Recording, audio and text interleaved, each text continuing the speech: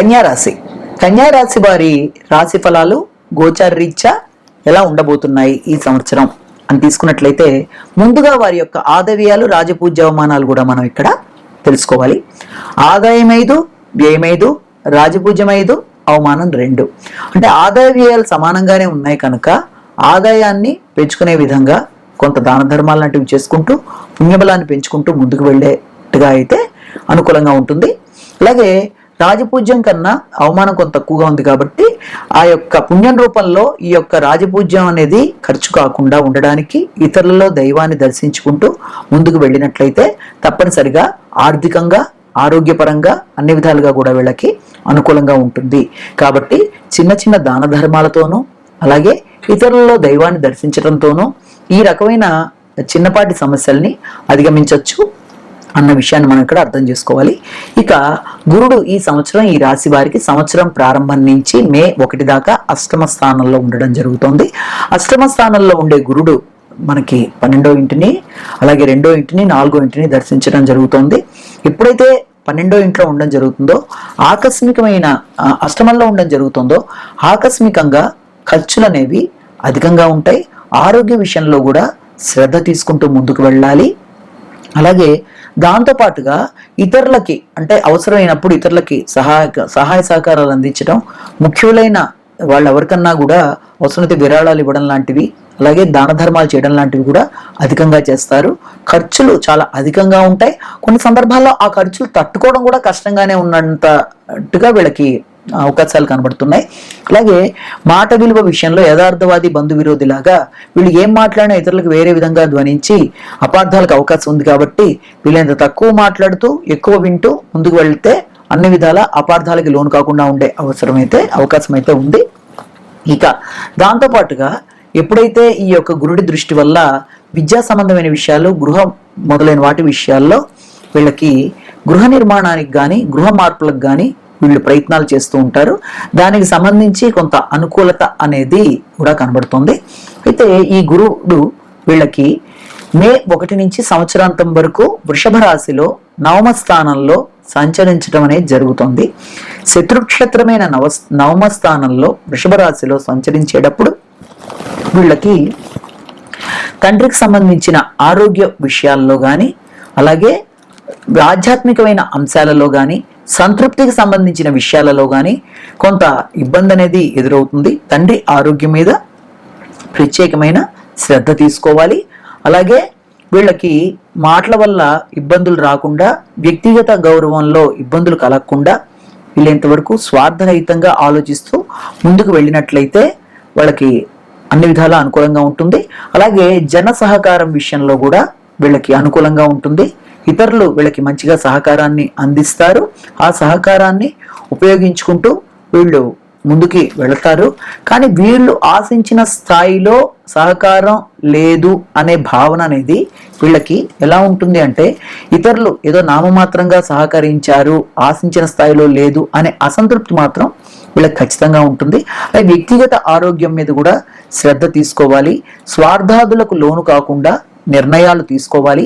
కొన్ని సందర్భాల్లో మీలో స్వార్థ కోణం చూసి మీ యొక్క సంతానం లేదా మీ సంతానంలో స్వార్థం అనేది మీరు గమనించుకొని వాడితో మీరు అసంతృప్తిగా ఉండడం, దానివల్ల వాళ్ళు కొంత దూరం అవ్వడం మొదలైన వాటికి అవకాశం ఉంది. కాబట్టి వీలైనంతవరకు స్వార్థపూరితంగా ఆలోచనలు చెయ్యకుండా మీరు నిర్మాణాత్మకంగా ఆలోచిస్తూ మీరు ముందుకు వెళ్ళినట్లయితే ఈ రకమైన అసంతృప్తుల నుంచి బయటికి వచ్చే అవకాశాలు అనేవి కనబడుతున్నాయి. ఇక శని భగవానుడు 6వ ఇంట్లో ఉండడం బట్టి ఈ కన్యారాశి వాళ్ళకి సంతానం అభివృద్ధికరంగా ఉంటుంది. అలాగే రుణాలు చెల్లించడానికి రుణాలు తీరుస్తారు. అంతేకాకుండా వీళ్ళకి ఎప్పుడైతే ఈ యొక్క ఆరోగ్య విషయంలో మాత్రం అధిక శ్రద్ధ తీసుకోవాలి. అనవసరం వ్యయాలకి దూరంగా ఉండాలి. దాంతోపాటుగా వీళ్ళకి ఇంకా ఎవరి దగ్గరన్నా రుణాలు తీసుకున్నట్లయితే వీలైనంత తొందరగా ఆ రుణాలు తీర్చివేయడం, అంటే ఇతరులు మిమ్మల్ని ఇబ్బంది పెట్టడానికి చేసే ప్రయత్నాల్లో వారి యొక్క ఆలస్యాల వల్ల మీకు విజయాలు అనేవి చేకూరుతాయి కనుక ఆ విషయాన్ని కూడా దృష్టిలో పెట్టుకుంటూ, అంటే ఎవరికన్నా మీరు అప్పు తీర్చవలసిన పరిస్థితి అయినప్పటికీ ఇలాంటి కారణాల వల్ల కొంత లేట్ అయినా కూడా విజయం మీదే అవుతుంది. కాబట్టి వీలైనంత వరకు ఇతరుల అప్పుని వెంటనే తీర్చేయడం, ఏ రకంగానూ అప్పులు ఉంచుకోకుండా జాగ్రత్త పడడం లాంటివి చేసుకుంటూ ముందుకు వెళ్తే బాగుంటుంది. అనవసరంగా కొత్త రకమైన ఖర్చులకి అవకాశం ఇవ్వకుండా ప్రణాళికాబద్ధంగా ముందుకు వెళ్ళాలి. అంతేకాకుండా వ్యక్తుల సహకారం విషయంలో కూడా, అంటే సేవకులని సహకారం కూడా మీరు ఆశించిన స్థాయిలో లేకపోవడం వల్ల కొంత అసంతృప్తికి లోనవుతారు. కనుక మిత్రుల దగ్గర నుంచి, సేవకుల దగ్గర నుంచి వారి స్థాయిలో చేసిన సహకారాన్ని అంతవరకు ఉపయోగించుకుంటూ ముందుకు వెళ్తే అసంతృప్తికి లోను కాకుండా ఉంటే మీకు అన్ని విధాల విజయం అనేది లభ్యమవుతుంది.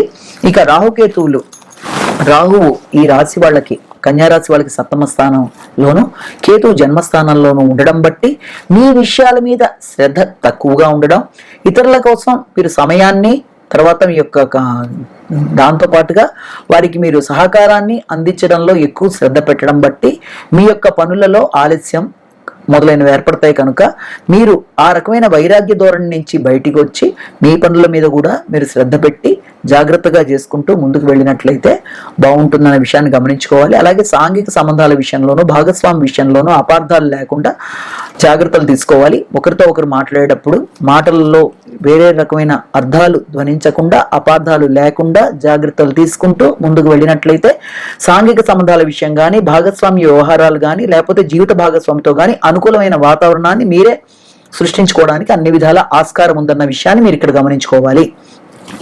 ఇక శని కుజులు కలిసి సంవత్సరం ప్రారంభం నుంచి మీకు జూన్ 1 అంటే ఏప్రిల్ 23 దాకా 6వ ఇంట్లో ఉండే సందర్భంలో శత్రువుల మీద విజయం సాధిస్తారు, రావలసిన ధనాన్ని అందుకుంటారు, పోటీలలో నెగ్గుతారు. అంటే అలాంటి వాటికి ఆస్కారం అనేది బాగుంది.